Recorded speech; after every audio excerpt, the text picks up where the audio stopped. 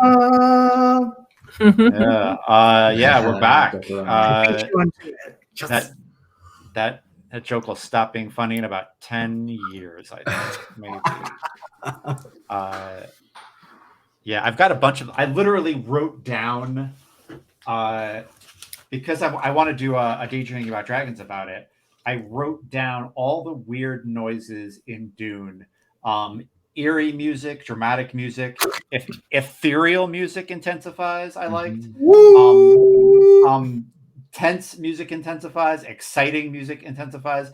Ominous music intensifies. Dreamlike music intensifies. Wow. It's always intensifying. It's never starting. It's always like it's always been there. The dramatic music was always. You didn't notice it. It's just getting intensified now. Yeah, it's like of Old Barrow Hugh. It's like there's like 30 soundtracks that are always running, but they're beyond. They're just not in the audible range. The ideal way to do this, Judd, would be with each of those a button, and then we use some kind of cool Twitch integration so that chat can push a button, right? That'd be cool. They can choose how they want to emotionally label. If we were using OBS or StreamYard OBS, Streamlabs OBS instead of StreamYard, we could do that.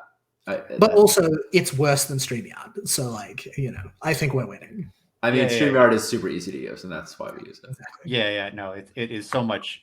It is so much easier. It's not even. It's really not even. Just imagine we're in the middle of a tense scene. We think that's it's like a conflict. Two characters having an argument. And chat's like sexy music intensifies. Doesn't it? It reminds me of a GM principle that a friend of mine, Jim, made up. That I will quote here, which is we were talking about those terrible scenes as a GM where two people are talking to each other. And he was like, if you make me do that for a long time, they're going to fight or they're going to make out. This is just what's going to happen.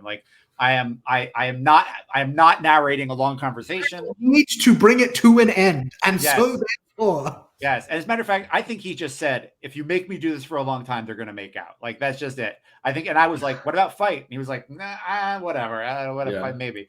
I like making out better. And so, I like making out better. Yeah. I literally fictionally. I mean, anyway, mysterious music, suspenseful, mournful. It's great. Yeah. I will have a list of buttons here so we can just throw those in. Bene Gesserit music. Yeah. Probably ominous. Yeah. Right. It was a really good.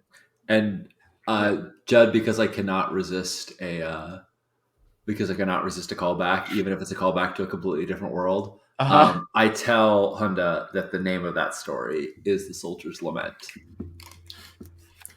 which is a callback to our Burning Wheel Shoeless Peasant game from 2 years ago. I just have to integrate all worlds are somehow one world when you're playing in them. So love it. Sounds good. We can have a Soldier's Lament. I did want to say, because originally Grimhild wanted to tell the story to impress me, right? Mm-hmm. So I'm going to say that Ein Hollow is watching. Yeah. Because you notice several insects are moving, watching as things play out, right? I think what you catch is that after I show her the little rock that to prove that Tamir was really here, I pocket it. I keep it for myself. A little souvenir of mine of something I wanted to get a long time ago, but I was sleeping. Aldbar Hugh is busy preparing a gift. Nice. Oh, nice. Cool. So, do we want to jump into this moot? Do we want to do anything else pre-moot? I'm ready. I gave us a whole first half of the session. Get up to, guys. Yeah, love it. I think the next. So I think we'll have the Witch Queens arrive, right? And the first one to arrive is the one who was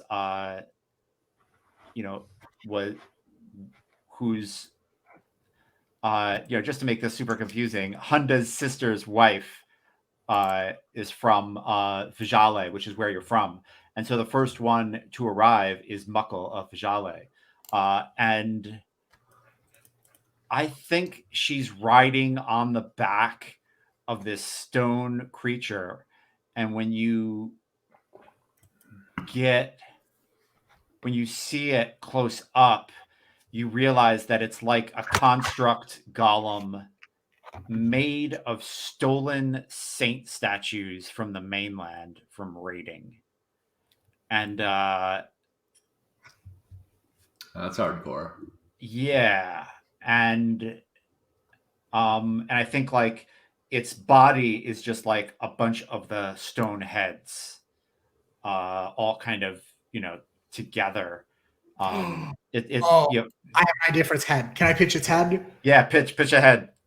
Its head is a pair of stone angel wings positioned so that they form like kind of a circle, but like there's a void in the middle. And like obviously because they're angel wings, the carving is like they're lined with eyes around the entire. Oh yeah, love it.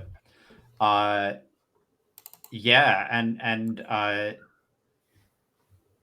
she gets down, and I think Hunda says, "You brought that abomination to this holy place," and she says, "The gods were asleep. We had to make our own. I wanted them to see it. I wanted them to see what we had to do in their Absence. in their absence." And I think like Ein Hollow is there, right? Because she but and Grimhild might even be there, but Muckle doesn't see them yet, whereas Hunda does. I think that's something I'm going to do a lot with this Godbound game, is play a lot with who can see what, and what you can all see and hear, right? So there are going to be weird things that I think only gods and deities can hear, and things that mortals can see and can't see. And yeah, I think Muckle, the witch queen Muckle of Jale, does not see any of you yet, and she says, when are your gods arriving? And Hunda says, Hunda just smiles, I think, and says, and we're gonna have to do the gym rule, right? Where like I'm role playing to myself, so like they are going to make out soon. Right. I mean, it seems like that would make things easier for everybody. Yeah. Everybody would be happy. But well, since we're using all these narrative devices, Yeah. I'm just going to add another one into the mix. And literally, I just turned to the camera, and now this is me talking to the audience, but nobody else can hear this. Yeah. This is just me soliloquy, and I like reveal the petal. I reveal the rock, and I say, I wonder if Ein Hollow will remember this fallen wing, and if returning it to her will be seen as a gift, returning to them, sorry, will be seen as a gift, or a memory will be perceived as a gift, or or something that brings them sadness to remember upon. And then like I put it back, and we turn back, and we see them. Yeah. We see just to break up your conversation with yourself, Judd. That's how we break away from them. Incredible. I like the kind of Shakespearean soliloquy thing. I also think we're hurtling towards a situation where one of these gods realizes they're a character in a game, and I just want to like let's be careful with that line. That's a weird place to go, and I'm not saying don't do it. I'm just saying be careful, people. My new truth, I realize that I am just a character. That's the level 20 of this game, I think. The character's like, no, I'm not doing this anymore. You all are just they all show up in Judd's bedroom, and they're like, stop you. No, please. Terrifying. Totally terrifying. So yeah, great. Cool. Did you go? So did you want Hunda to present that to Ein Hollow, or did Grimhild want to present that to Ein Hollow? No, Grimhild showed it to Hunda to prove that this is really where Tamir died. But then it was like, oh, this is just proof. It doesn't matter. But Grimhild, she kept it to give it to Ein Hollow later. But I'm just sort of, I just thought I would throw in that little tiny soliloquy to like break up if you wanted to introduce, the next witch queen arriving or something like that. Yeah, no, I think we'll play around with these two for a while before we like add more into the mix. And I think you can all feel from this construct like a weird Bad vibes. divinity. Yeah, like it does take in prayers, and it is a machine that can do some of the things that you all can do. And there it is. Yeah. I don't care. Yeah, I think you said that Einhall and Grimhild were both there but not present yet. So I think now I will turn to Einhollow, who didn't hear me say any of that, of course, because that was just and turn and sort of take your hand with my raven hand, because I only with my sort of raven claw, and it's the human hand that holds the rock right now, and sort of take your hand, and like we held hands last session before we sort of teleported, but this time I just sort of like look towards this stone abomination, and I say, do you think this is one of our kin? And if so, should we befriend or destroy this? This? And like I clearly can't find the word thing, god, person. What, don't know what it is. But. Yeah, and I think I'm looking closely at it, and I think on the edge of my hearing, I can hear whatever it is, like a humming sound of prayer. And I turn to Grimhild and I say, there are so few of us left. It would be a great pity to destroy it before we could take what we need from it. Oof. What the fuck does that mean? I love it. Yeah, I also say things I don't know what they mean, just so that. Yeah, good. I no, that was a compliment. Like, that question was straight up a compliment. Like that. Yeah. I love it. Awesome. When I say, like, what does that mean? It's like, oh, good, we get to play to find out what that means. Like, that is where I'm going with that. That was not like, oh my God, Ray, what does that even mean? What does that even mean, Ray? That was definitely no. That was as high a compliment as I know how to give. It was like, oh shit, what does that mean? Oh, sorry. Go ahead. God. No, I was just gonna say, like, as I say it, I like pull Grimhild close, and I say, it is a good thing that your brother isn't here. I get to see you misbehave a little. Oh shit. And yeah, Luke, it sounds like Albera wants. No, I have a separate beat. So like, okay, please, awesome. Wrap up this beat. And I'll do my little bit. I think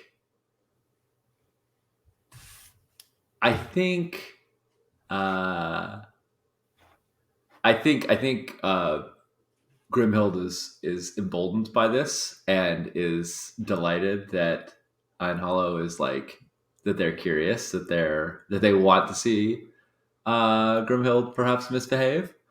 And so Luke, feel free to say this happens before, but I think Grimhild is going to enter the conversation with Hunda and Muckle, and as again in this way, like he was off in the shadows with Einhollow, and now she's like present with them, like like we don't see the traveling, it doesn't matter, right? It's just sort of there to ask more about this, about what they've done. But if you want to interject before I like, I think this is perfect. So I think I think this conversation is happening.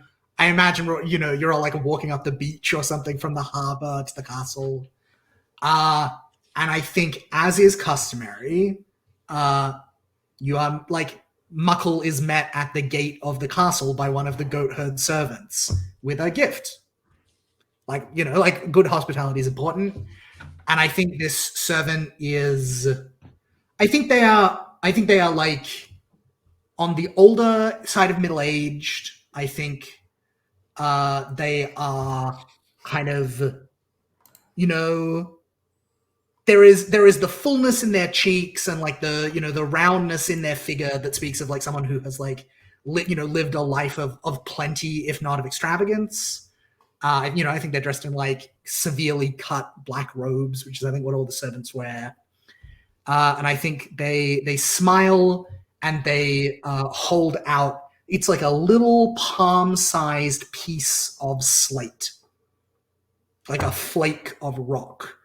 But it very distinctly does resemble like a scale. I think long ago it was left on the bed of an old dying witch queen, and I think the servant like hands it to Muckle and is like, with this gift, you are welcome here under our roof, where none of the servants of the keep will do you violence or stay your hand. This is one of the scales of Old Burrow Hugh. A promise that when death comes for you, it will be kind. Oof. And I think Grimhild, you can see this servant does not have a human shadow. Nice. Yeah, and I think Muckle says, I didn't realize that there were still goat herds that knew the old ways. I had to study to know the things that you've just said. Study ancient tomes. Good for you. Far from these shores, it is easier to forget. And I think they just turn to like look at like the broken tooth of the tower like looming over the landscape. Yeah. And they're like, in the shadow of the gods, it is hard to forget. And then they like bow and like, step back. Yeah. And the shadow of the dragon on the wall smiles a terrible smile. Right. Love it. Yeah. I promise. Yeah, and I think Muckle had to like get down off of her god construct to accept this, and then she gets back up and pats one of the pats the wing, and it continues to lurch up the hill. Awesome. Iron Hollow, Ray does Iron Hollow have like an interaction with Muckle as they come up the hill, or is there a moment or my interaction is Grimhild interacting. I'm Okay. watching, enjoying the show cool. to see if Grimhild will learn what we need to learn. Yeah. I think if that's okay with you, Luke, that was like a flashback to when Muckle was on their way up to the moot before they got there, and at the moot where they have like this conversation with Hunda. Did you bring this abomination here? That's where Grimhild, is like, there's all these candles that need to be lit, and Grimhild lights one and then blows out the little stick that was lighting it, and as the smoke clears, because we have really good CGI budget,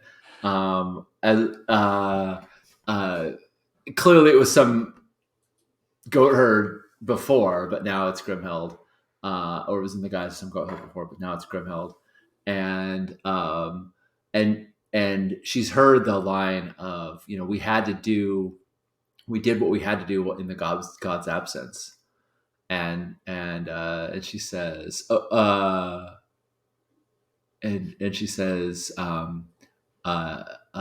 living mortal's ingenuity always never fails to inspire me. To show me, Muckle, and I think show me, because she was wondering like, are your gods here? And I'm just like, yeah, we're here. I can be here right now if I want. Yeah. Muckle, how do we say the island's name? Fajale? Fajale, yep. Fajale. Muckle of Fajale. What it is, this creature of yours, this creation of yours is capable of. And I'm like purposely wanting to goad her into like showing this thing off so we can figure out which parts of it we can steal and rip apart and take for ourselves. But I think it's the audition right now. Yeah, Muckle like arches one eyebrow and she says,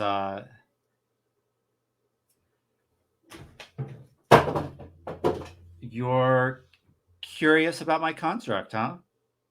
Or are you threatened?" Oh, I hear it whispering. Do you?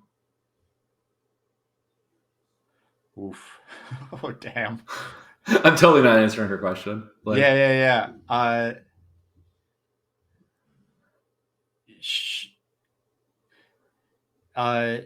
She flares her nostrils at that and then says, like, turns to it and says, the servants must be nervous. There must be some praying. And she like whispers into like, into the like where an ear would be on this thing if it had ears, yeah. and says, "Go answer a prayer, my God." And I think there is like I think you all become aware that like there actually is a servant who is back and they are praying that the witch queens find wisdom and that the old gods throw down all of the false idols that have been erected since they've been sleeping. And you feel this creature lurch into action with some malevolence, moving through the citadel towards this servant, this goat herd turned servant, who is praying at some, like, I think back in the golden age, this is like would have been like a little alcove where people like went to the side to politic or to discuss something, and they've kind of gone in there and lit and taken out their little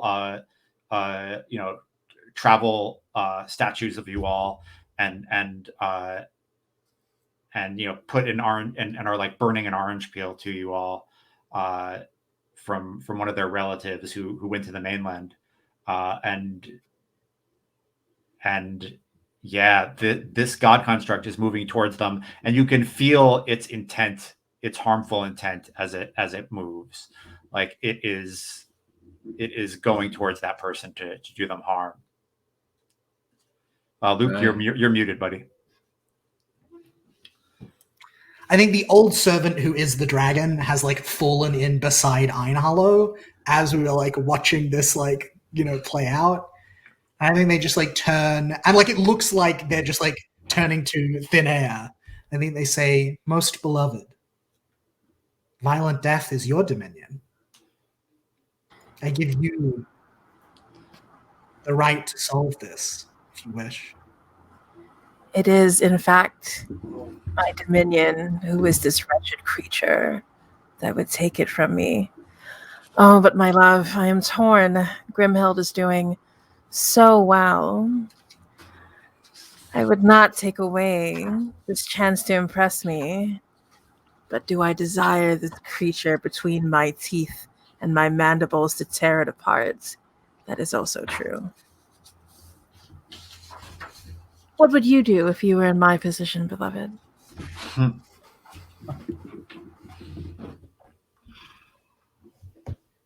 I think there is a flatness in Hugh's tone when they answer, and it does sound very much like two pieces of rock just like against one another.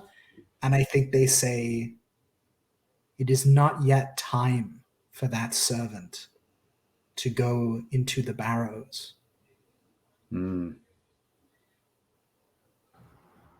If you do not act, most beloved, then I must." Oh, do not worry.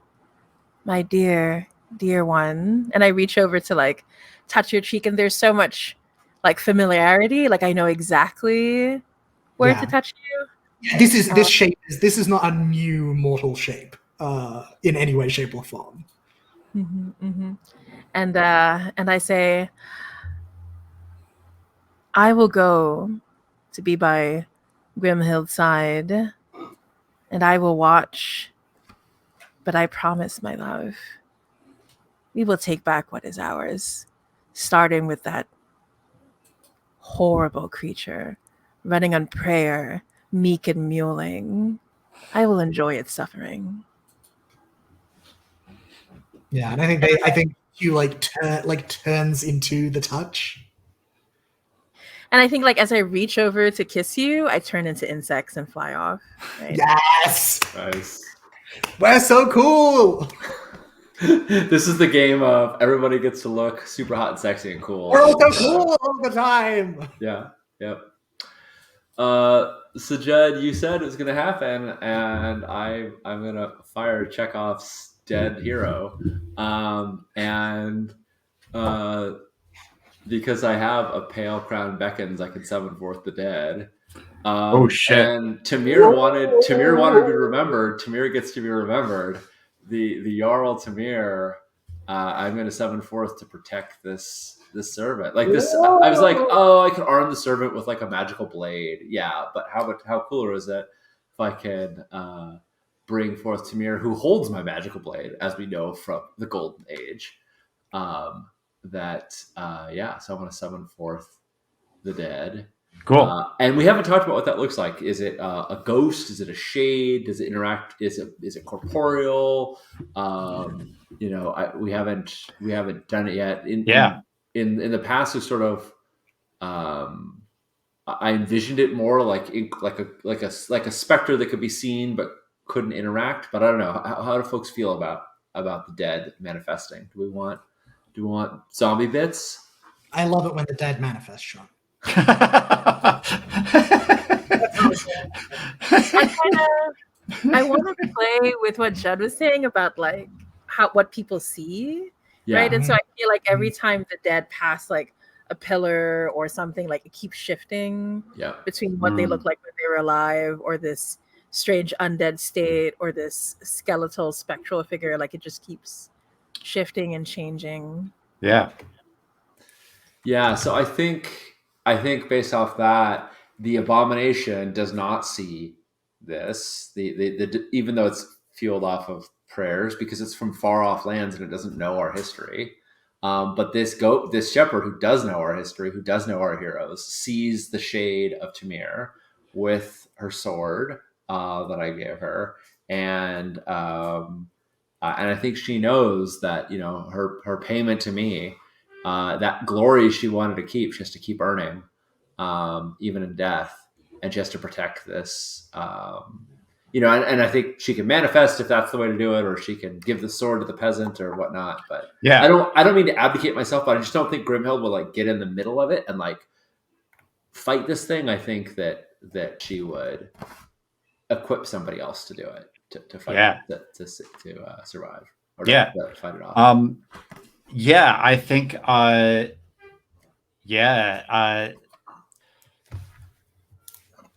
the ancient hero well, is it Tamir or was it Stavanger? The Jarl who Stavanger, sorry. Tamir was the one who wanted vengeance. I'm sorry. I got my name. It's Stavanger, yes. Thank you. Yeah. They would not leave. Stavanger I think manifest. Is there like something nearby? Is there an old tapestry of Stavanger's, of like the fall of Stavanger that you touch? Is there is there an urn with their ashes? Is there a statue with their ashes? Is there I like the tapestries, because you had sort of said like they're these old faded tapestries that are sort of barely legible, and I think Grimhild walks past one of, like, there's one that told one of the stories, and I think Grimhild walks past and brushes his hand across the image of Stavanger, and Stavanger sort of steps out of the fabric, the thread work just sort of separates as Stavanger comes out from the image of the tapestry. Love it. I would like to offer a detail. Yes. Because I love Norse mythology and dead things in Norse mythology. I think when we bring corpses back, I think there is something like drowned about all of them for some reason. Yeah. I feel like, like Sean's the god of ferrying people to the underworld. There's a sea voyage, but I think we're in islands. Yeah, the underworld is somewhat underwater. Like, makes sense to me. So I think Stavanger is like corpse blue is the canning that was always used in the old sagas, like that, like drowned, like purplish kind of revolting color, like slightly swollen, like dripping with seawater. And of course, in his hand, he still has a very magical sword that he was given by someone, a great many years ago, to defend himself with. Yeah, awesome. I think you touch the tapestry, and then behind the tapestry, we see a statue of Stavanger that's hidden by it, right? And we can see like a little finger bone that like is in the stone, and the tapestry is like this, is like probably the worn final battle of Stavanger where they earned their name, their drowned corpse body lurches out of the wall and kind of, but also kind of moves. Yeah, it passes through the fabric like water. Yeah, like, totally. Ooh. Yeah, totally. And then I think definitely moves in that the camera's on rails, and they're not really walking way, and their sword occasionally drags on, like occasionally the tip of the sword like touches the ground. You hear metal on stone, and they approach the praying servant and touch. I think the praying servant looks up and gets a chill, and maybe you even see their breath a little bit, and they turn around, and Stavanger says, something fell has heard your prayers. You should go. The gods want you to run. I'll stay. And you can hear the stone, the construct coming, and the servant looks kind of confused for a second, and then runs. And I think Stavanger like holds their sword up for a moment in like salute, and like salutes the northern death pantheon that's in front of the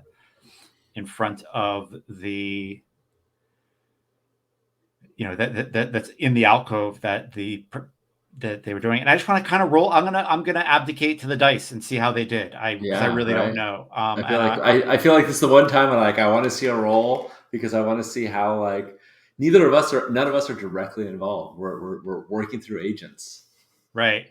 So yeah. So I just we could roll out like a whole D20 battle, but I think that kind of sucks.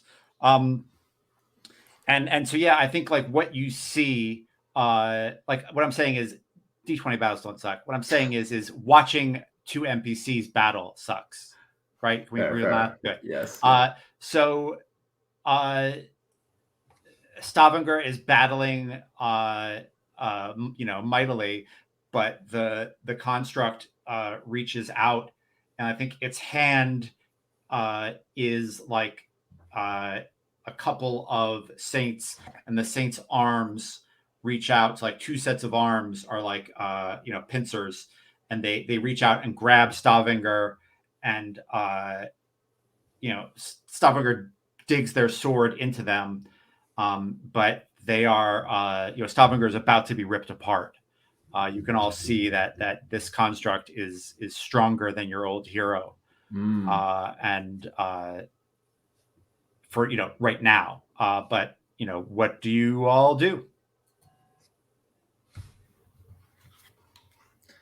I mean, this is what Grimhild wanted was to sort of see the what this thing was made of, and we have. Yeah.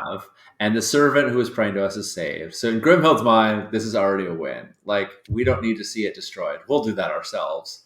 So I'm inclined to just whisper to Savinger that you've served your purpose. You protected the servant, and just let him just collapse into a puddle of water and go. And like that's fine. You didn't need to win. You needed to fight and show that you would still protect the people of the Scaries. Cool. That's sort of my inclination. Does anyone else though have a strong feeling about this? Yeah. So Jed, let me know what you think. But I think what happens is as the spirit fades, right, from its hands, all of these like insects start to erupt, and the insects speak in many voices. And Einhollow says, I seek final reckoning from you, foul creature who has taken prayer that rightfully belongs to us. And so I'm going to commit effort for the scene and target a creature, naming a particular act they have committed that I find offensive. Yeah. They have taken divinity that rightfully belongs to us. Yeah. If they have actually done the act, the creature is immediately struck by a curse or misfortune of your choice, up to and including lethal events. Lesser foes cannot resist this. So, Yeah. but I can, yeah. I love it. Curse? What's the curse? What's What's the the curse? Exactly. What's the curse? And I say, you who wear the faces of servants to the divine, I curse you to be the sound of hymns. I curse you to be the sound of the oceans. I curse you to walk across our islands deep under the water, singing to the gods that are lesser than us, until you crumble, until you turn to dust and never be remembered again. So I believe by the rules, I could Banishment! I could have this weak god roll a save. Yeah, But right. Because fuck that. And also it's still out there, right? Like it's still out there. Like I love it, right? Yeah, it's not dead. It's not dead. Yeah, it's not yeah. dead. I give you this dagger as a gift that you can use. Yeah, if she Yeah. wants to go get her god thing back from the bottom of the ocean, like, okay, Right. like, Yeah.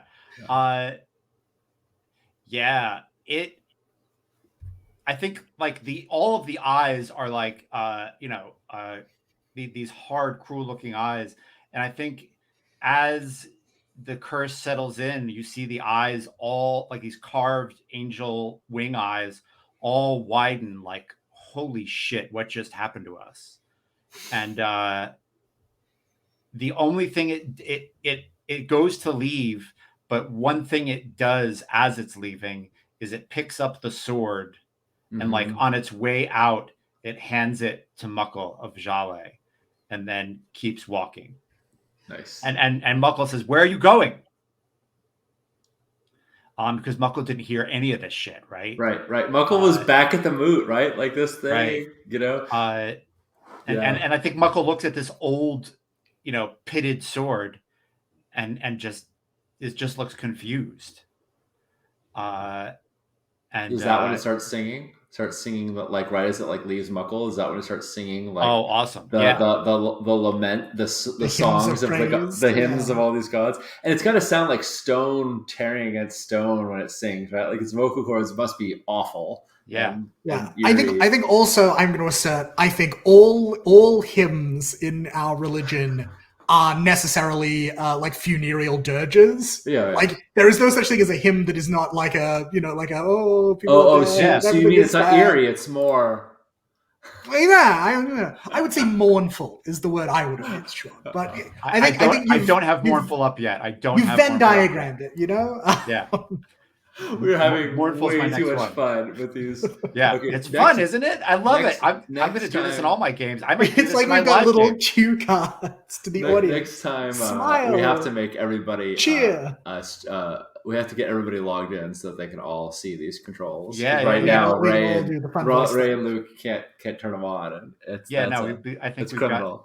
Yeah, it is criminal. It's sad. I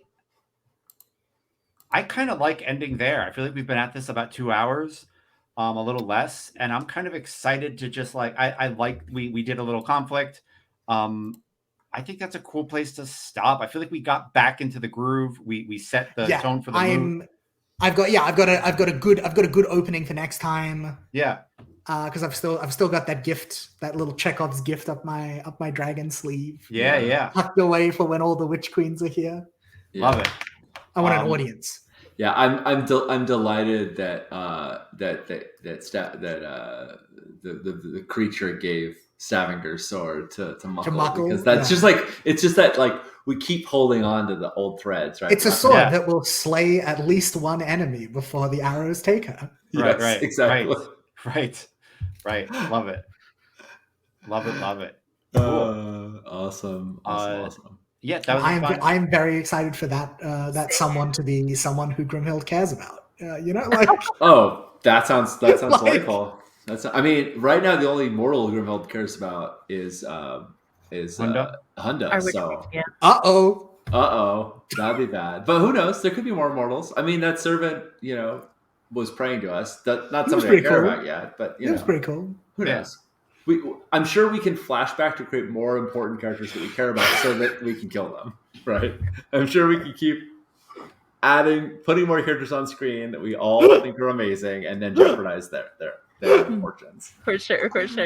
Oh yeah. No, I like the idea of flashbacks being part of it, and yeah. Why do NPCs exist if not to play with for bad things to happen? Awesome. Should we do the XP thing? Yeah, we totally should. And how's the XP thing working? I don't know. I just wrote it. Don't ask me these damn questions, Luke. Is it in a place? Is it in a handout or? I've got Northern Death God's notes. What I don't have is how many XP lead to a level. I think it's like the number of. The XP needed is the number of the next level. Yeah. Oh, there it is. I wrote this shit. Yeah, that's great. That was some good game design, Judd. Well done. Good job, Past Judd. Defeat an enemy with cunning, or turn an enemy into an ally with empathy. Yeah, I think we definitely defeated an enemy with cunning. We totally set that enemy up to be cursed by Einhollow, right? Yeah. I think that's we're like, show us your stuff, and yeah. Oh, your stuff is bad? Your mistake. Did we explore a new area on the map, add a new detail to the map, or venture off the map altogether? I think we did 1 and 2 with the cool, weird fortress castle. Yeah, there was the tower, and there was the temple of Einhollow, and the place where the moot took place. Yeah, we haven't been on this island before. I think that's a twofer. Yeah. Yep. And then did we add new details about our Pantheon's religion? Well, let me tell you. Yes, we definitely did. Yes. Awesome. So I think you're all level 3. Level 3. Woo! We'll do that probably off camera this time, that was cool. It was cool to get back to this, and I'm glad we settled into it. Thank you, Tomas, for watching. Thank you for your kind words. It was nice to see all your faces and get back to some Northern Death Pantheoning. I enjoyed that. I think, and we I like it. We engaged with the powers a little bit. Yeah. We each used a power or two, a word or so. Yeah. I'm down. Awesome. All right. Oh, should we do the little outro things? We should do that thing. Yeah. We should say goodbye. Yeah. I'm Sean. I use he and pronouns. You can find me over at Sean Nittner. This is an absolute delight. I think I told you all the stuff that was going on with me in the intro, so no reason to drag that out even more. I have a new camera. I'm really excited about this camera. It looks really good. Great. You're I've been very crisp. distracted with how beautiful you've been the whole time, Sean. It's just like the lighting in your background is like. It's a warm light. Oh, thank you. And the depth of field is really nice because I'm not having to blur that out. That's just the lens. So it's been really fun. I just have to figure out where to position it. Right now, it's a little high up. But anyway, that's me. How about you, Ray? What's going on with you? Yeah. I got distracted when you looked straight into the camera and I forgot what I was going to say. So my name is Ray. I use they, he pronouns. And what's up with me is I've been working with Sean for Apocalypse Keys. It's getting super. Oh, it's getting closer and closer. I'm really excited about it. Our Haunt is out in PDF, and it's going to be physical copies will be out soon, as well as the pins and T-shirts. It's so wild. I can't get over it. If someone wears an Our Haunt T-shirt, I'm gonna lose it. But yeah. And yeah, so lots of exciting stuff. Once More Into the Void is almost done also, so lots and lots of good stuff. You can follow me at Temporal Hiccup on Twitter, and also itch.io. Temporal Hiccup works. So yeah, how about you, Luke? Hello, I have been Luke. I will continue to be Luke. I love dragons. Also, I love mythology. If you like those things also, you should go follow me on Twitter at Wildwoods Games, where I yell about things, including folklore. Also, you should go buy my games on gamesfromthewildwood.itch.io, where I have games that are similarly mythic to this game and cool. And have less D20s, maybe? And have a lot less D20s. Nice. Rules that we will actually engage more than 3 times a session, I promise. How about you, Judd? Take us home. My name is Judd, he, him, and I've got a blog called Githyanki Diaspora. If you put in those search terms, you'll get to me. You'll get to it. And I just wrote a blog post that I kind of dig called Context, Cool Shit and Consequences, which is just like a way of keeping track of GM stuff. And I think it's kind of neat. So go check it out.